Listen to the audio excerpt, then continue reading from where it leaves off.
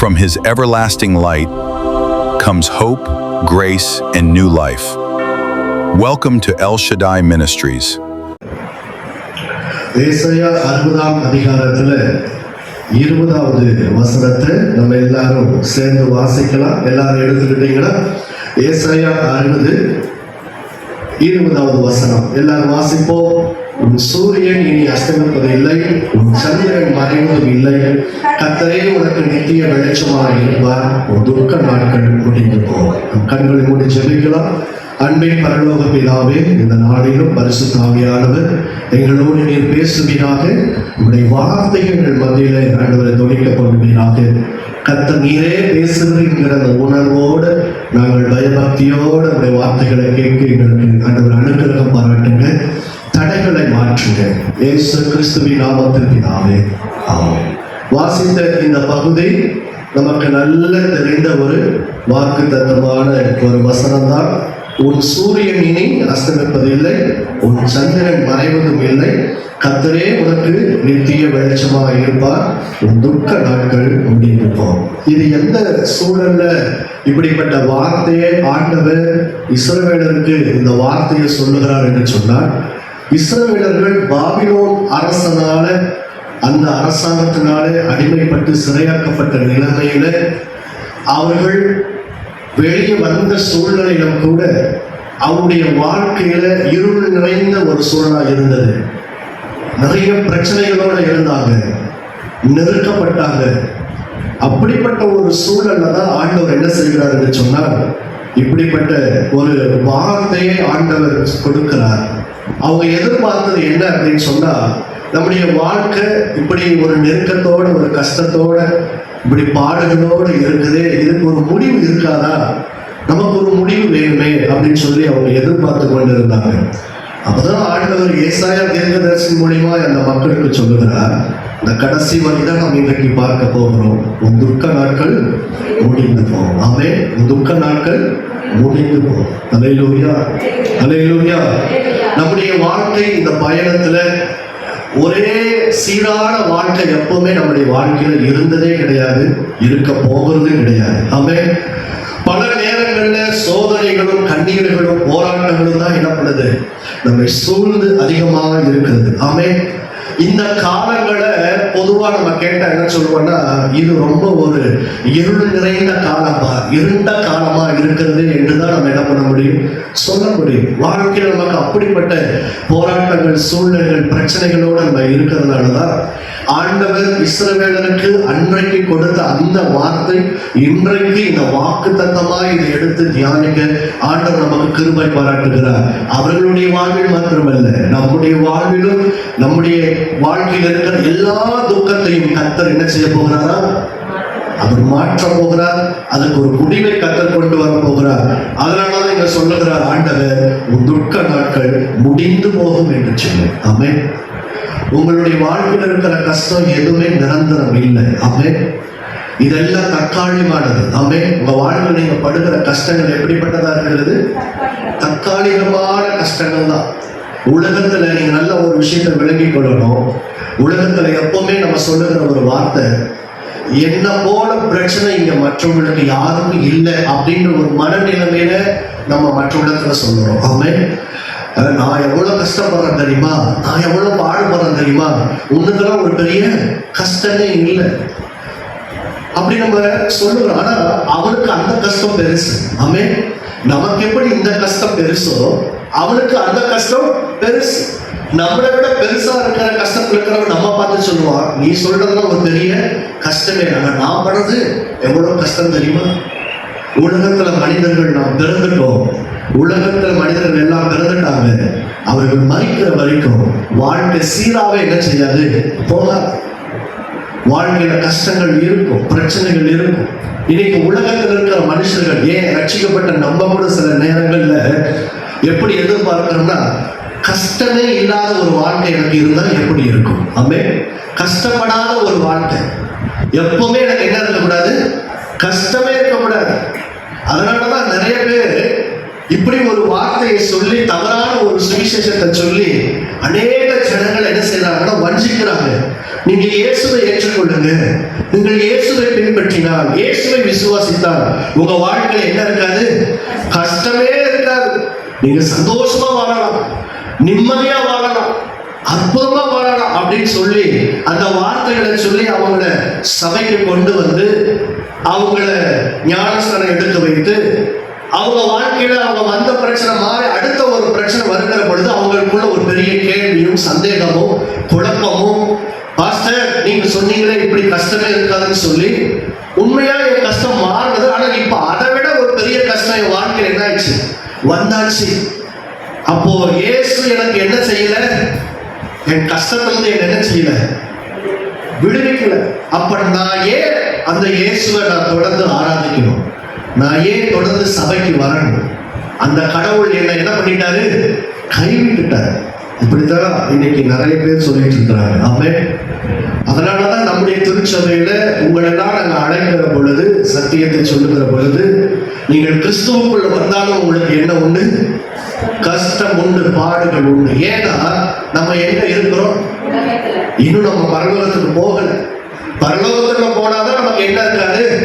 கஷ்டம் இருக்காது, தூக்கம் இருக்காது, பசி இருக்காது, அங்க சண்டை இருக்காது, பிரிவினை இருக்காது, துக்கம் இருக்காது, நெருக்கம் இருக்காது. ஆனா பூமியில் இருக்கிற வரைக்கும் நமக்கு என்னதான் இருக்கும்? கஷ்டம். ஆமே. எல்லாம் கவனிக்கிறீங்களா? உங்க கவனம் இருக்கா? ஒருத்த கடவுள்கிட்ட சொல்றான், என் வாழ்க்கையில இந்த கஷ்டம் என்னால என்ன பண்ணிக்க முடியல, தாங்கிக்கவே முடியல. எனக்கு நீங்க என்ன பண்ணி ஆகணும்? கஷ்டத்திலிருந்து எனக்கு நீங்க விடுதலை கொடுக்கணும். நீங்க என்ன நினைச்சிட்டு இருக்கிறீங்க? சும்மா என்னையே, என் வாழ்க்கையே பார்த்துக்கிட்டு என்னையே நீங்க சீண்டிட்டு இருக்கீங்க. எவ்வளவு மூட்டை கிடக்குது பாருங்க. 3 மூட்டைக்கு இருக்குது என் கஷ்டம். அவன் தன் கஷ்டத்தெல்லாம் மூட்டை கட்டி வச்சிருக்கிறான். 3 மூட்டை இருக்குது பாருங்க. அப்ப கடவுள் சொல்றாரு, சரி உன் வாழ்க்கையில கஷ்டம் எவ்வளவு கஷ்டம் இருக்கு? 3 மூட்டை இருக்குது பாருங்க. ஆமா 3 மூட்டை இருக்கு. சரி, நான் சொல்ற இடத்துக்கு, நான் சொல்ற நேரத்துக்கு நீ எங்க வா, உன் கஷ்டத்தை நான் என்ன பண்ணிடுறேன்? போக்கிடுவேன். சரி அப்படின்ட்டு இவனு என்ன செய்யறான்னா, கடவுள் சொன்ன அந்த நாளுக்காக வெயிட் பண்ணி அந்த நேரத்துல கரெக்டா அந்த 3 மூட்டை, அவன் கஷ்டம் இருக்குல்ல அதெல்லாம் கட்டி வச்சிருக்காங்க, அந்த 3 மூட்டையும் தூக்கிட்டு நேரா கடவுள் சொன்ன இடத்துக்கு போயிட்டான். போன உடனே கடவுள் கேட்கிறாரு, வந்துட்டியா? வந்துட்டு நீங்க சொன்னபடி கரெக்டான நேரத்துக்கு வந்துட்டேன், கரெக்டான நாளுக்கு வந்துட்டேன். என் 3 மூட்டை பாருங்க, கஷ்டப்பட்ட அந்த மூட்டை, கஷ்டங்கள் இருக்குதுன்னு இந்த 3 மூட்டையை வச்சிருக்கிறேன் அப்படின்னு சொல்லி முன்ன வைக்கிறேன். ரைட். கடவுள் சொல்றாரு, கொஞ்சம் வெயிட் பண்ணு, சில பேர் வருவாங்க அப்படின்றாரு.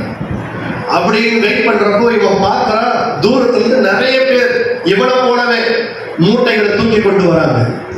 இவன் 3 மூட்டை, சில பேர்கிட்ட 5 மூட்டை, சில பேருக்கு 10 மூட்டை, சில பேர்கிட்ட 6 மூட்டை. இப்படி மூட்டைகள் எல்லாம் வித்தியாசமா இருக்கு, எண்ணிக்கைகள்லாம் வித்தியாசமா இருக்கு.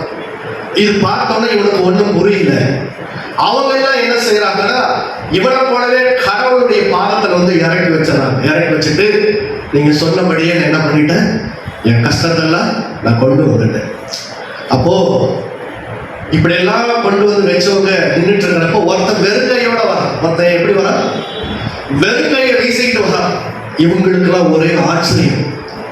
ஏன்னா இது நான் 3 மூட்டை, இவன் 5 மூட்டை, இவன் 10 மூட்டை, இவன் 20 மூட்டை, இவன் 15 மூட்டை, இவன் 7 மூட்டை, இப்படிலாம் நம்ம எல்லா கஷ்டத்தையும் மூட்டை கட்டி கொண்டு வந்தா ஒருத்தன் என்ன செய்யறான்? வெறுங்கையோட நல்ல ஜாலியா வரானே அப்படின்னு சொல்லிட்டு, எப்பா நீ ரொம்ப கொடுத்து வச்சோன்னா சாமி, நாங்கெல்லாம் பாரு எவ்வளவு கஷ்டத்தை மூட்டை கட்டி கொண்டு வந்துருக்கிறோம், உனக்கு கஷ்டமே இல்லையாடாப்பா அப்படின்னு சொல்லிட்டு கடவுளை பாக்குறாங்க. நீ என்னதான் இருந்தாலும் ஓர வஞ்சனை பண்ணிருக்கிற பத்தியா? இவனுக்கு மாத்திரம் என்ன பண்ணிருக்க? கடவுளே இல்லையா, வெயிட் பண்ணீங்க, அவசரப்படாதீங்க, அவங்ககிட்ட கேளுங்க அப்படின்ற. இவங்க எல்லாம் அவனை பார்த்து கேட்கிறாங்க, உனக்கு கஷ்டமே இல்லையா? அட போங்கடா, என் கஷ்ட மூட்டத்தெல்லாம் 2 லாரியில பின்னாடி வந்துட்டு இருக்குது, நான் அதனால என்ன பண்ணிட்டு இருக்கிறேன், நடந்து வந்தேன்டா. கடவுள் சொல்ற, ரைட் எல்லாம் பேசிட்டீங்களா, போதும் போதும் அமைதியா இருங்க. சரி, இப்போ நான் உங்களுக்கு சொல்றேன், எவனுடைய கஷ்டம் எல்லாம் ரொம்ப குறைவா இருக்குது, எவனுக்கு அதிகமா இருக்குது? அப்ப எல்லாம் கையை தூக்குறாங்க. ரைட், எனக்கு இந்த கஷ்டம் வேண்டாம், அவனை மாதிரி அவனா எப்படி எப்படி இருக்கிறான், இவனா எப்படி இருக்கிறான் அப்படின்னு ஒவ்வொருத்தரா நீங்க சொல்லி சொல்லி தானே உங்க கஷ்டத்தை என்ன சொல்றீங்க. நான் இப்படி கஷ்டப்படுறேன், ஆனா அவனுக்கு அந்த கஷ்டமே இல்லையே, இவனுக்கு இந்த கஷ்டமே இல்லைன்னு சொல்றல, அவன் எல்லாமே வந்திருக்கான். இப்போ நீ எவன் வேணும்னு சொன்னியோ உன் மூட்டையை அவன்கிட்ட கொடுத்துட்டு அவன் மூட்டை நீ என்ன பண்ணிட்டு எடுத்துட்டு போ. எல்லாரும் முழிக்கிறான். ஏன் முழிக்கிறான்னா, இந்த 3 மூட்டை வச்சிருந்தவன் 10 மூட்டைக்காரரை பார்த்து கடவுள்கிட்ட சொல்லியிருக்கான். அவன் பாருங்க எப்படி இருக்கான் பாருங்க. ஆனா அவனுக்கு தெரியாது, இவனுக்கு தெரியாது, அவன்கிட்ட 10 மூட்டை அளவுக்கு கஷ்டம் இருக்குது. அப்போ இவன் முழிக்கிறான், எல்லாரும் முழிக்கிறாங்க. இப்ப எவன் மூட்டை எவன் மாத்திக்கலான்னு அவனுங்களால என்ன பண்ணிக்க முடியல, சிந்திக்க முடியல, செயல்பட முடியல, ஸ்தம்பிச்சு நிற்கிறாங்க. கடவுள் சொல்றாரு, உலகத்துல எல்லாருக்கும் என்ன உண்டு, கஷ்டம் உண்டு. நேரம் வருகிற பொழுது நானே உங்க கஷ்டத்தை என்ன பண்ணிடுவேன். ஆமென். இந்த பிரசனத்தினுடைய இந்த வசனத்துக்கு ஏற்ற ஒரு சம்பவம். ஆமென். அல்லேலூயா.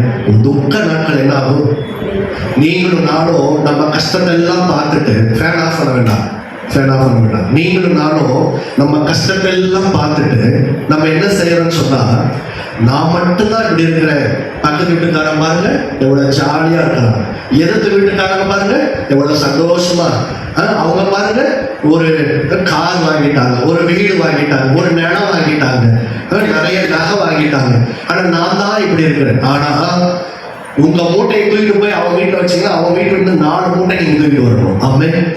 எப்பவுமே நம்ம பிறரை ஒப்பிட்டு பிறர் கஷ்டத்தை பார்த்துட்டு நான் தான் உலகத்துல ரொம்ப சிறந்தவனா ரொம்ப அற்புதமா கஷ்டப்பட்டு இருக்கிறேன்னு நீங்க எண்ணிக்கொள்ளவே கூடாது. உலகத்துல பிறந்த எல்லோருக்கும் என்ன உண்டு, கஷ்டம் உண்டு.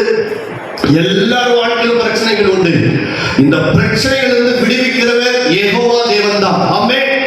சர்வ வல்லமையுள்ள தேவன் தான் உங்களை என்னையும் இந்த பிரச்சனைகள் இருந்து விடுவிக்க முடியும். ஆமென்.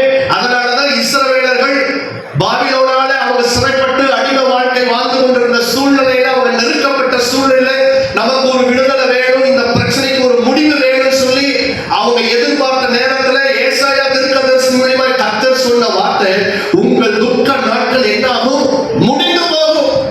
நான் தொடக்கத்திலே சொன்னது போல உங்க வாழ்க்கையில் இருக்கிற இந்த பிரச்சனைகள் எல்லாம் நிரந்தரம் இல்லாதது. ஆமென். எல்லாம் தற்காலிகமான காரியங்கள் எல்லாமே.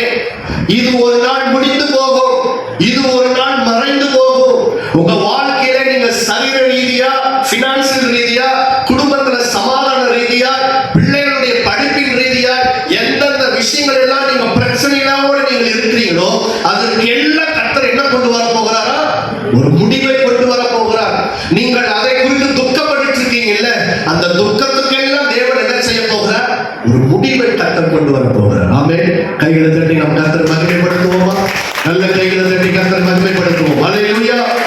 சொல்லுங்க அல்லேலூயா.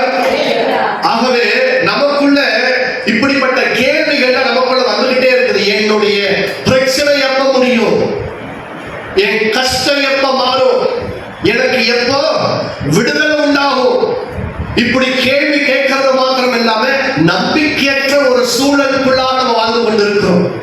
என் வாழ்க்கை இப்படிதான் இருக்கும் போல, என் தலையெழுத்து இப்படிதான் இருக்கும் போல, என் விதி என் வாழ்க்கையில நான் அழுது கொண்டே இருக்கணும் போல, இருந்த சூழல், இருள் நிறைந்த சூழலையே வாழ்க்கை என்ன ஆயிடும் போல, வாழ்ந்து முடிச்சிடும் போல. இல்ல. ஆமென். வேதம் சொல்லுகிறது, ஒரு துக்க நாட்கள் என்னவாய் மாற போகிறது, முடிய போகிறது. ஆமென். அல்லேலூயா. உன் வாழ்க்கையில ஒரு துக்கம் என்கிற இந்த ஒரு விஷயத்தை கர்த்தர் ஒரு முடிவுக்கு கர்த்தர் கொண்டு வர போகிறார். அல்லேலூயா. அதுல 3 விதமான காரியங்கள் நம்ம என்ன செய்ய போகிறோம், பார்க்க போறோம். முதலாவது, உலகளாவிய மாற்றங்களுக்கு அப்பாற்பட்ட ஒரு தெய்வீக ஒளியை கர்த்தர் கொடுத்து ஒரு பெரிய மாற்றத்தை, ஒரு முடிவுக்கு கர்த்தர் என்ன செய்ய போகிறார், கொண்டு வர போகிறார். ஆமென். நீங்க வாசித்த முதல் வசனத்தில் பாருங்க, உன் சூரியன் இனி என்ன செய்வதில்லை, அஸ்தமிப்பதில்லை, உன் சந்திரன் என்ன செய்வதில்லை, மறைவதும் இல்லை. இயற்கை பொதுவாகவே என்ன செய்யும் கேட்டா, காலையில சூரியன் என்ன செய்யுங்க, உதிக்கும். ஆமென். மாலையில சூரியன் என்ன செய்யும், மறையும். ஆமென். அல்லேலூயா. சொல்லுங்களேன். யாரும் ஒருத்தர் காலையில மறையுங்க. ஆமென். ஆமா, காலையில மறையும் தான். ஆமென். ஏன்னா நம்ம எழும்புறது மாலையா இருந்தா அது நமக்கு என்னவா இருக்கும், நமக்கு அது காலையில எழும்புனா நமக்கு ஒரு அதிர்ச்சி. என்னன்னா காலையில எழும்பணும், சூரியன் மறையுது. ஆமென். உலகம் அறிய போகுதா? அல்லேலூயா. இல்ல, காலையில எழும்பணும்னா என்னங்க வரும், சூரியன் உதிக்கும். மாலையில என்ன ஆகும், சூரியன் அஸ்தமிக்கும். இது போலதான் உலகத்துல வாழ்கிற நாட்கள்ல நமக்கு மனுஷர்கள் மூலியமா கிடைக்கிற சின்ன சின்ன உதவிகள்லாம் இருக்குது இல்ல, சின்ன சின்ன சப்போர்ட்லாம் இருக்குது இல்ல, இதெல்லாம் ஒரு நாள் என்ன ஆயிடும் கேட்டா, உதிக்கிற பொழுது, சூரியன் உதிக்கிற பொழுது நமக்கு ஒரு சந்தோஷம் இல்ல, ஒரு புதிய பொழுது, ஒரு புதிய ஒரு விடியலை நம்ம என்ன செஞ்சிட்டோம், பார்த்துட்டோமே. அதே மாலை வருகிற பொழுது இருள் சூழ்கிற ஒரு நேரம் வரும் இல்ல. இப்படிதான் நம்ம வாழ்க்கையில மனுஷர்கள் என்ன செய்வாங்கன்னா, சில மனுஷர்கள் சில காலங்களில, சில நேரங்கள், சில சமயங்கள்ல அவங்களுடைய உதவிகள் நமக்கு வந்து சேரும். ஆனா அது நிரந்தரம் இல்லை. ஆமென். அது நிரந்தரம் இல்லை. அதனால உன் வாழ்க்கை இருக்கிற துக்கம் முழுமையா என்ன செஞ்சிட முடியாது, முடிவுக்கு கொண்டு வரவே முடியாது. தேவன் ஒருவர் தான் உங்களுடைய துக்கத்துக்கு என்ன செய்கிறவராக இருக்கிறார், ஒரு முடிவை கர்த்தர் கொண்டு வருகிறவராக இருக்கிறார். அல்லேலூயா, அல்லேலூயா.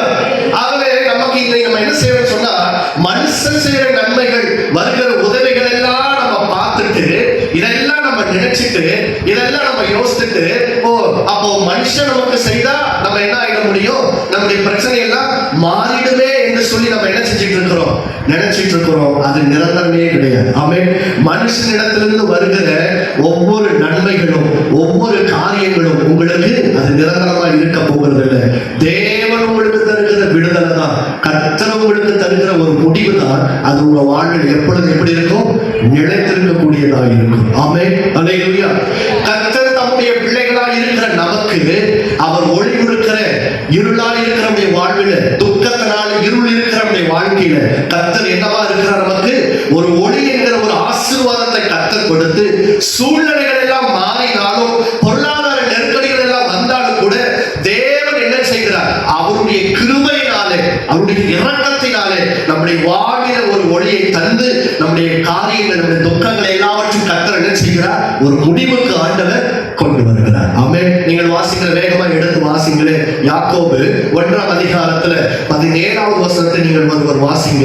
தேவன் நமக்கு எங்கிருந்து உதவியை கொடுக்கிறார் என்று வேதம் சொல்லுகிறது பாருங்க. ஆமென். வேகமா எடுத்து வாசிங்களே. நன்மையான எந்த ஈவும் பூரணமான எந்த வரமும் பரத்திலிருந்து உண்டாகி சோதிகள் பிதாவினிடத்திலிருந்து இறங்கி வருகிறது. ஆமென். அல்லேலூயா. உங்களுக்கு உங்க வாழ்க்கையில துக்கம், துன்பம் முடிவுக்கு கொண்டு வருகிற கர்த்தர் எங்கிருந்து உங்களுக்கு அனுப்புகிறார், ஜோதிகளின் பிதாவின் இடத்திலிருந்து, பரத்திலிருந்து தேவன் உங்களுக்கு என்ன செய்கிறார், உங்கள் துக்க நாட்கள் ஒரு முடிவுக்கு கர்த்தர் கொண்டு வர போகிறார். ஆமென். கிறிஸ்தவர்கள் ஏன் குனிந்து ஆராதனை செய்யாம தலை நிமிர்ந்து ஆராதனை செய்யணும்? ஏன் தலை நிமிர்ந்து வானத்தை நோக்கி ஜெபம் பண்ணுங்க ஏன் சொல்றாங்க தெரியுங்களா? நமக்கு எங்கிருந்து தான் வருகிறது உதவி எல்லாம், பரத்திலிருந்து. ஆமென். இஸ்ரவேலருக்கு தேவன் எங்கிருந்து மன்னாவை கொடுத்தாரா? இப்ப நீங்க ஒரு ரூபாய் கேட்கறீங்க, பணம் கேட்கறீங்க, எனக்கு ஒரு 1000 ரூபாய் வேண்டாம், வானத்திலிருந்து 1000 ரூபாய் பறந்து வரப்போகுதா? பறந்து வரது கூட கழுகும் காத்தாவும் குருவி என்ன செஞ்சிடும், கொத்திட்டு போயிடும். ஆமென். அந்த பறவை, காக்கா, குருவி என்ன செஞ்சிடும், அது கொத்திட்டு போய் தன் கூட்டில் போய் வைத்து போடும். ஒருவேளை பறந்து வருதுன்னா பஸ்ல போற டிரைவர் என்ன செஞ்சிருவாரு, அல்லது ஹெலிகாப்டர்ல, ஜெட்ல போறவங்க, பிளைட்ல போறவங்க என்ன செஞ்சிருவாங்க, ஆமென், அல்லது விழுந்து பக்கத்து வீட்டு மாடியில் விழுந்து அவங்க என்ன செஞ்சிருவாங்க, இந்த 1000 ரூபாய் என்னதுவாங்க. என்ன சொல்லுகிறது சொன்னால், ஒரு மனுஷன் உனக்கு வந்து உதவி செய்யணும்னு சொன்னா, பரத்தில் இருக்கிற கர்த்தர் அவன் இறுதிக்கு என்ன பண்ணணும், தட்டணும். என்ன பண்ணணும்? ஊழியருடைய வாழ்வில கர்த்தர் அப்படிதான் செய்கிறார். ஆமென். ஒரு ஊழியக்காரன், ஒரு ஆசாரியன், ஒரு லேவியன், தேவனுக்கென்று பிரதிஷ்டை பண்ணப்பட்டு அழைக்கப்பட்ட, அபிஷேகம் பண்ணப்பட்ட ஒரு ஊழியக்காரர்கள் தன் பர்சனல் தேவைக்காக அல்லது ஊழியத்தின் தேவைக்காக முழங்கால் படியிட்டு தேவ சன்னிதானத்துல நோக்கி செல்கிற பொழுது கர்த்தர் என்ன செய்கிறார் சொன்னார், பரத்திலிருந்து அவர்களுக்கு கர்த்தர் உதவி செய்கிறார். எப்படி செய்கிறாரு? இன்னொரு ரட்சிக்கப்பட்ட அல்லது அந்த சபையில் இருந்த ரட்சிக்கப்பட்ட ஒரு விசுவாசின் இருதயத்தை உள்ளத்தை என்ன செய்வார், தட்டுவார். நீ போய் என்ன செய்ய, அங்க போய் உங்க பாஸ்டருக்கு என்ன பண்ணு, அந்த தொகையை நீ கொடுத்துடு.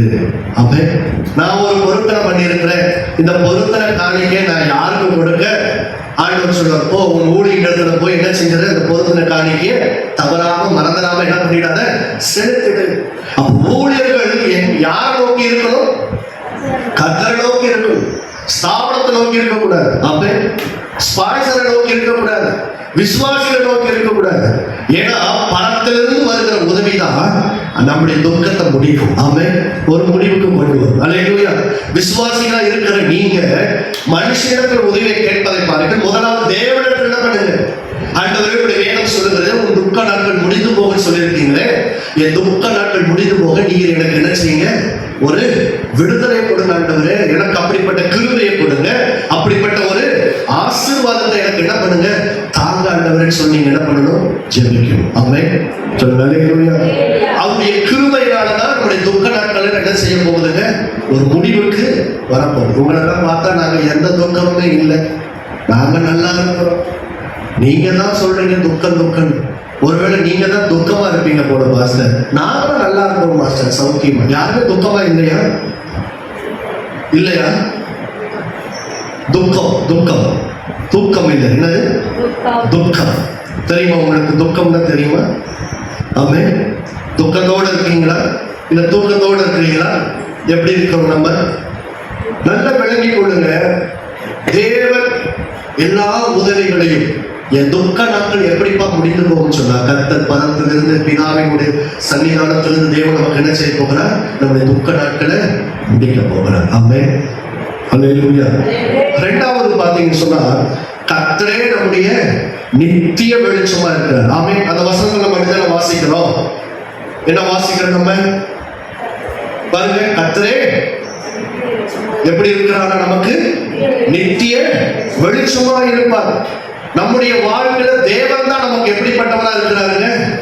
நித்திய வெளிச்சமா இருக்கு. நீங்கள் வாசிக்கிற 1 யோவான் 1:5 வாசிங்க. 1 யோவான் 1:5 வாசிக்கிறேன். அந்த ஒளி இருளிலே பிரகாசிக்கிறது. இருளானது அதை பற்றிக் கொள்ளவில்லை. தேவனால் அனுப்பப்பட்ட ஒரு மனுஷன் இருந்தார். 1 யோவான் 1:5. தேவன் ஒளியாய் இருக்கிறார். அவரில் எவ்வளவேனும் என்னவில்லையா? இருள் இல்லை. ஆமென்.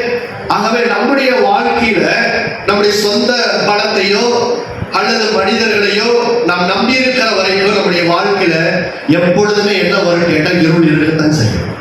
இன்னைக்கு நம்ம செய்யற ஒரு பெரிய தவறு என்னன்னா, மனுஷனை நம்பிடுறோம். அதை தாண்டி நம்மளை ரொம்ப அதிகமா என்ன செஞ்சிடறோம்? நம்ப செஞ்சிடறோம். நம்முடைய வருமானத்தை, நம்முடைய வேலையை, நம்முடைய சொந்த பந்தங்களை, நம்முடைய அம்மா அப்பாவை, நம்முடைய பிள்ளைகளை நம்ம என்ன செய்ய தொடங்கிறோம்? நம்ப தொடங்கிறோம். ஆமென். சொல்லுங்களேன். அல்லேலூயா. நான் உங்களுக்கு இன்னும் ஒரு சின்ன ரகசியத்தை கூட, உங்களுக்கு விசுவாசத்தை, தேவன் மேல நம்பிக்கை வரக்கூடிய காரியங்களை சொல்லுகிறேன். யாரையும் முன்படுத்த முடியாத ஒரு விஷயம் அல்ல. நீங்க உங்க வாழ்க்கையில இப்போ நம்முடைய பிள்ளைகள் படித்து ஒரு வேலைக்கு போற ஸ்டேஜில் இருக்காங்கன்னு வச்சுக்கோங்க. மாம்சத்தில் இருக்கிற நாம, பெற்றோர்கள் இருக்கிற நாம, நம்ம என்ன நினைப்போம்னு சொன்னா, பொதுவாக உலகத்துல எல்லா பெற்றோர்கள் என்ன நினைப்பாங்கன்னா, நம்முடைய குடும்ப பாரம் கொஞ்சம் குறைய போகுது, என் கஷ்டம் கொஞ்சம் குறைய போகுது. ஏன் பிள்ளைகள் என்ன செய்ய போறாங்க? இப்போ வேலைக்கு போக போறாங்களே. அப்போ நமக்குள்ள என்ன வந்துடும் சொன்னா, ஒரு 10%, ஒரு 25%, சில பேருக்கு 50% கூட, சில பேருக்கு 100% கூட. பிள்ளை படிச்சு வந்துட்டு நான் வேலைக்கு போக போறான், இனி எல்லாம் வேலை செஞ்சிருவான், பார்த்துமா, என்னுடைய பண பிரச்சனை எனக்கு என்ன வந்துடும்? ஒரு முடிவுக்கு வந்துடும். இல்லவே இல்லை. ஆமென். அல்லேலூயா. அப்படி நம்ம நினைக்கிறோம், அப்படி இல்லவே இல்லை. ஆமென். ஏன் தெரியுமா? நீ இப்படி நினைப்பதை கர்த்தர் என்ன செய்வதில்லை? விரும்புவதே இல்லை. உன்னை அழைத்தவரும், உன்னை தெரிந்து கொண்டவரும், உன்னை விசாரிக்கிறவரும், உன்னை வாழ வைத்துக் கொண்டிருக்கிறவரும், வாழ வைக்க போகிறவர் யாருன்னா கர்த்தர் தான். உன் துக்கத்திற்கு முடிவை கொண்டு வர போகிறவர் யாருன்னா கர்த்தர் தான். இந்த இஸ்ரவேலருக்கு ஒரு எதிர்பார்ப்பு இருந்தது. அவருடைய எதிர்பார்ப்பை முடித்தவர் யார் தெரியுமா? இயேசு கிறிஸ்து. ஆமென். இதே இயேசுடைய பிறப்பை குறித்து என்ன பண்ணப்பட்டிருக்கிறது? எழுதப்பட்டிருக்கிறது, சொல்லப்பட்டிருக்கிறது. ஒரு மீட்பர் வருவார், ஒரு ராஜா வருவார். இந்த ஜனங்களுடைய எல்லா நெருக்கத்திலிருந்து, எல்லா காரியங்களும் கர்த்தர் அவர் என்ன செய்தார்? ஜனங்களை விடுவித்தார். ஆமென். உங்க வாழ்க்கையில பெற்றோர்களா இருக்கிற நாம நினைப்போம், பிள்ளை படிச்சு அடுத்த ஒரு வேலைக்கு போகிறப்போ என்ன வந்துடும்? நமக்கு பையனுக்கு நல்ல வருமானம் வரும், பிள்ளைக்கு நல்ல வருமானம் வரும், நம்ம கஷ்டம் தீர்ந்துடும், நமக்கு பண பிரச்சனை இனி என்னவா இருக்காது? இருக்காது. இனி என் வாழ்க்கை எப்படி இருக்க போகுது? ஆசீர்வாதமா இருக்க போகுது. அல்லேலூயா, அல்லேலூயா. சந்தோஷம் பொங்குதே, பொங்கி பொங்கி வருதே. இல்லை. ஆமென். கர்த்தர் நம்மை அழைத்திருக்கிற தேவன் நாம் யாரையும் சார்ந்திராதபடிக்கு, எதையும் நம்பிராதபடிக்கு, யாரையும் பின்தொடர்ந்து போகாதபடிக்கு, நீங்கள் யாரும் நான் யார், நானா இருக்கட்டும் நீங்களாக, நம்ம எல்லோரும் யாருக்கும் அடிமைப்பட்டு போகாதபடிக்கு, பணத்தினாலும் பொருளினாலும் ஆசைகளினாலும் அடிமைப்பட்டு போவதை கர்த்தர் விரும்புவதே இல்லை. ஆமென். சொல்லுங்க அல்லேலூயா. நீங்கள் இயேசுவுக்கு மாத்திரம் அடிமையா இருக்க வேண்டும் என்பதுதான் கர்த்தருடைய பிரியம். மரியாள் சொல்லுகிறாளே, நான் கர்த்தருக்கு தேவனுக்கு நான் எப்படி இருக்கிறேன்? ஆமென். கேள்வி கேட்கிறார், இது எப்படி ஆகும்? தேவதூதன் சொல்றான், தேவனால் எல்லாம் கூடும். நீங்களும் நானும் பேரண்ட்ஸா இருக்கிற நீங்களும் நானும் ஒரு கணம் அப்படி நினைப்போம், 1% நம்ம அப்படி நம்பிடுவோம். கர்த்தர் சொல்லுற, கர்த்தர் செய்யற காரியம் தெரியுமா? அந்த 1% கூட நீ என்ன செஞ்சிடக்கூடாது, உன் பிள்ளைகளை நீ நம்பிடாது. ஆமென். அல்லேலூயா. திருமணத்துக்கு முன்பாக நம்முடைய பிள்ளைகள் நமக்கு ஆசீர்வாதமா இருப்பாங்க. திருமணத்துக்கு பிறகு நம்முடைய பிள்ளைகள் நமக்கு, அவர்களால நமக்கு ஆசீர்வாதமா இருக்க முடியுமா முடியாதான்றது வரக்கூடிய துணைவி, வரக்கூடிய கணவன் தான் என்ன செய்யுது, அதை பொறுத்துதான். பிள்ளைகள் நமக்கு தேவைகள் சந்திக்கிறதுனால நம்முடைய வாழ்க்கையுடைய முழு தேவையும் சந்திக்கப்பட்டு முடிஞ்சிருமா? சொல்லுங்க பாப்போம், முடிஞ்சிருமா? நம்ம பிள்ளை 1 லட்சம் ரூபாய் சம்பாதிக்கிறான், மாசம் 20,000 கொடுக்குறான், அதனால என் வாழ்நாள் எல்லாம் இருக்கிற எல்லா தேவையும் சந்திக்கப்பட்டு முடிஞ்சிருமா? ஆமென். ஒருவேளை என் பிள்ளையால எனக்கு பணம் கிடைச்சாலும் என் சரீரத்துக்கு ஒரு சுகம் வேணுமே, ஒரு விடுதலை வேணுமே, அது யாரு கொடுக்க முடியும்? பிள்ளைகளால கொடுக்க முடியுமா? முடியாது. சுத்தி வளர்ச்சி எங்க நம்ம யோசித்து பார்த்தாலும் எங்க வந்து நிற்கும்னா, மையமா இருக்கிற இயேசுவின் இடத்துல தான் வந்து நிற்க முடியும்.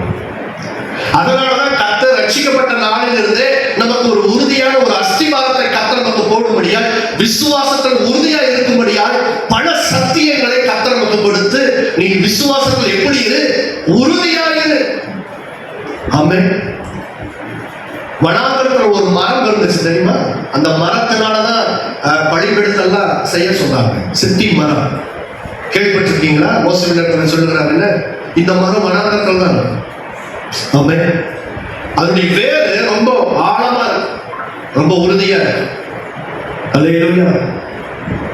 கர்த்தர் நம்முடைய விசுவாச வாழ்வில உறுதியா இருக்கக்கூடிய கர்த்தர் விரும்புகிறார். யாரும் நம்மோடு இருக்கிறவர்கள் நிலையானவர்கள் இல்லை. ஆமென். நிலையானவங்க இல்லை, அவங்க நிலையற்றவர்கள். பிள்ளை, கணவன், மனைவி ஒரு நாளுடைய ஆயுசு நாட்கள் வருகிற பொழுது அவர்கள் கண்களை மூடுவார்கள், மறித்து போவார்கள், நம்மை விட்டு விலகி போவார்கள். ஆனால் தேவன் அப்படி அல்ல. பெற்றோர்களாக இருக்கிற நாம அந்த சிந்தைக்குள்ளாக அப்படிப்பட்ட ஒரு விசுவாச எண்ணத்துக்குள்ளாக வந்துடும். என் பிள்ளைகளை காப்பாற்றுவான், என் பிள்ளைகளை காப்பாற்றுவான், என் பிள்ளைகளை நான் படிக்க வச்சிருக்கிறேன், காப்பாற்றுவாங்க. இல்லை. ஆமென். நம்ம பிள்ளைகள் நம்மை காப்பாற்றுறாங்களோ காப்பாற்றலையோ, ஆனா தேவன் நம்மை காப்பாற்றுவார். நம்ம எப்படி சொல்லணும்னா, கர்த்தர் எங்களை காப்பாற்றுவார், கர்த்தர் எங்களை நடத்துவார், கர்த்தாவே நீர் எங்களை நடத்துவேன் சொல்லி பாருங்களேன். உங்களுடைய ஆயுசு நாட்கள் முடிகிற வரைக்கும் கர்த்தர் உங்களை அற்புதமாய் நடத்திக்கிட்டே இருப்பார். ஆமென். அல்லேலூயா. அல்லேலூயா. நீ தனிமரமா இருந்தாலும் கர்த்தர் என்ன செய்வாரு? நடத்துவார். உலகம் சொல்லி நீ தனிமரம், ஆண்டவர் சொல்ல நீ தனிமரம் அல்ல. ஆமென். நீ என்னுடைய மகனாய் மகளாய் இருக்கிற, உன்னை அழைத்தவர் நான் உன்னை என்ன செய்வதில்லை, கைவிடுவதே இல்லை. ஆகவே பிள்ளைகளை நம்பி கூட நம்ம ஒரு எண்ணத்துல நம்ம ஆண்டவரை கொஞ்சம் சற்று விலகி போயிடக்கூடாது. பிள்ளைகளை நம்பிட வேண்டாம். அதுக்காக உங்க பிள்ளைகள் நான் மோசம் சொல்ல வரல. உங்க பிள்ளைகள் அருமையான பிள்ளைகள் தான், நம்முடைய பிள்ளைகள் அருமையான பிள்ளைகள். ஆனால் காலம் மாறுகிற பொழுது, சூழ்நிலைகள் மாறுகிற பொழுது அவரிடத்தில் வருகிற பட்சணம் நமக்கு கிடைக்காம போகலாம். ஆமென். ஆனால் தேவனிடத்தில் வருகிற பட்சணம், தேவனிடத்தில் வருகிற நன்மை, பரத்திலிருந்து வருகிற நன்மை, ஜோதியின் பிதாவிடத்தில் வருகிற நன்மை எப்பவுமே குறையாது, எப்பவுமே நின்று போகாது. அல்லேலூயா. நீ அவரை நம்புகிற பொழுது, நீ அவரை சார்ந்திருக்கிற பொழுது கர்த்தர் நம்மை என்ன செய்கிறார்? கர்த்தர் அப்படி நம்மை நடத்துகிறவராக இருக்கிறார். ஆமென். கர்த்தர் ஒளியாக வரும்போது நம்முடைய வாழ்க்கையின் குழப்பங்கள் எல்லாம் நீங்கி தெளிவு நமக்கு கொடுக்கிறவராக இருக்கிறார். ஆமென். ஒரு தெளிவுள்ள தேவன் நம்மை நடத்த விரும்புகிறார். நம்மை விட்டு ஓடி போகிறது அவர் தற்காலிகமான வெளிச்சம் அல்ல. ஆமென். நம்மளை விட்டு எல்லாம் என்ன ஆகுது? தேவன் ஒருவேளை நம்மளை விட்டு விலகினாரோ, என் வாழ்வில வெளிச்சம் இல்லையே, ஒளி இல்லையே அப்படின்னு நம்ம ஒருவேளை நம்ம நினைக்கலாம். அப்படிலாம் இல்லை. ஆமே, கர்த்தர் நம்மோட தான் இருக்கிறார். அல்லேலூயா. அப்ப நல்ல விளங்கிக் கொள்ளுங்க, புரிந்து கொள்ளுங்க. நம்முடைய வாழ்க்கையில் இருக்கிற துக்க நாட்களுக்கு கர்த்தர் ஒரு முடிவை தேவன் என்ன செய்ய போகிறார்? கொண்டு வர போகிறார். அல்லேலூயா. மூன்றாவதாக ஒரு குறிப்பை பார்ப்போம். கண்ணீரின் நாட்களுக்கு வைக்கப்படும் முற்றுப்புள்ளி. ஆமே, நம்முடைய கண்ணீருக்கு தேவன் என்ன செய்ய போகிறாரா? ஒரு முற்றுப்புள்ளி வைக்க போறார். அதுதான் நம்ம தொடக்க வசனமா ஒண்ணு வாக்குத்தத்தமா நம்ம எடுத்து வாசித்தோம். துக்க நாட்கள் என்ன செய்ய போகிறது? முடிந்து போகும் என்று சொல்லி. ஆமே, அல்லேலூயா. நான் முன்னமே சொன்னது போல நம்முடைய வாழ்க்கையில் இருக்கிற துக்கம் எல்லாம் நிரந்தரம் இல்லை, அது நிரந்தரமா இருக்க போகிறது இல்லை. இதெல்லாம் ஒரு தற்காலிகமான ஒரு காரியம் தான். நீங்க அதுக்கு ஒரு நல்ல உதாரணம் எடுத்து பார்த்தா அண்ணாவை நம்ம எடுத்துக்கொள்ளலாம். ஆமே, இதுக்கு இன்னொரு எடுத்துக்கொண்டா யோசேப்பை எடுத்துக்கொள்ளலாம். அண்ணாவுடைய வாழ்க்கையில பாருங்க, அவன் குழந்தை பெறாதபடிக்கு அவன் மனடியா இருந்தா அது தற்காலிகம்.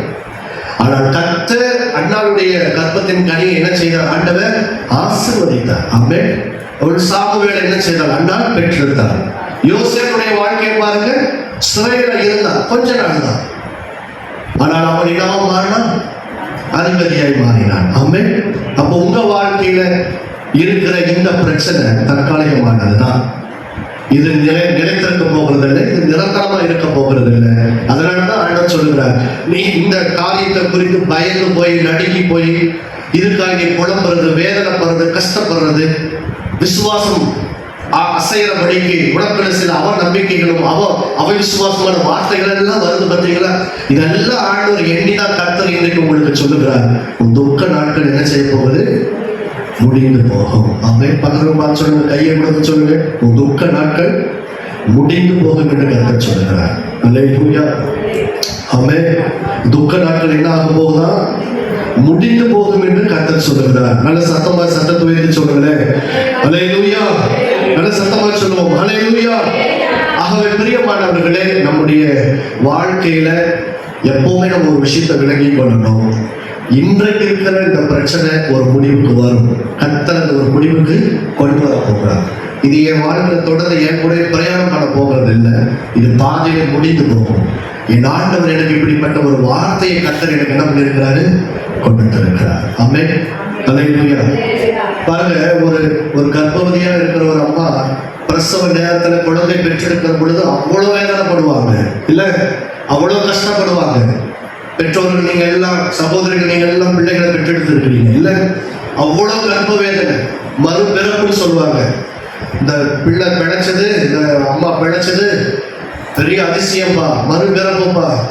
பிரசவம் என்பது அவ்வளவு கொடூரமா, அவ்வளவு வேதனையா இருக்கும், அவ்வளவு வழியா இருக்கும்.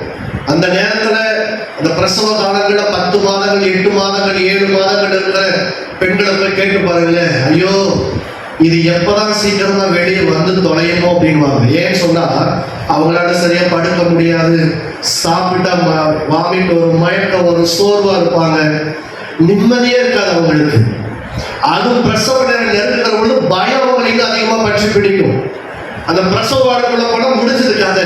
ஆமே, சிலருக்கு அதனாலதான் என்ன வந்துடும்? ஜன்னி வந்துடும், சுகர் அதிகமாயிடும், பிபி ஏறி போயிடும். அந்த ரூமே அவங்கள வேற அட்மாஸ்பியர்ல கொண்டு போகும். அதில் அந்த வழி உச்ச தலை முதல் உள்ள கால் வரை ஒரு இடம் இல்லாம வழி எடுத்துடுவாங்க. ஆமே, அப்படிப்பட்ட வேதனை. ஆனா அதே அம்மா அந்த வழியில அந்த குழந்தை பெற்றெடுத்த அடுத்த செகண்ட் அந்த குழந்தைய பார்த்த உடனே தான் பட்ட கஷ்டம், 10 மாதம் பட்ட கஷ்டமும், அதுக்கு முன்னாடி 1 மணி நேரம் 2 மணி நேரம் பட்ட கஷ்டத்தெல்லாம் மறந்துட்டு அந்த குழந்தைய பார்த்து சிரித்த முகத்தோட முத்தம் கொடுத்து அந்த குழந்தைய தன் மடியில் என்ன பண்ணி கொள்வாங்க?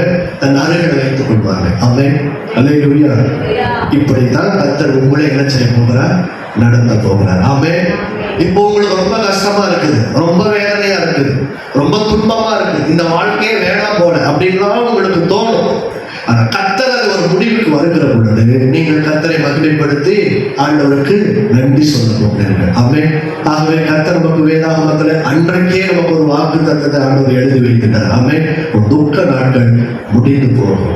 ஆமென். நீங்க எதெல்லாம் நினைச்சுக்கிட்டு கவலைப்பட்டுக்கிட்டு கண்ணீர் விட்டுக்கிட்டு கஷ்டப்பட்டுக்கிட்டு புலம்பிட்டு இருக்கீங்களோ அதுக்கு எல்லாம் கர்த்தர் ஒரு முடிவை தேவன் கொண்டு வர போகிறார். நம்ம எல்லாரும் எழுந்து நிற்போம், நம்ம கண்களை மூடி நம்ம ஜெபிப்போம். அன்பின் பரலோக பிதாவே, இந்த நாளிலும் எங்கள் ஆண்டவர் எங்களோடு பேசி இருப்பதற்காக நன்றி.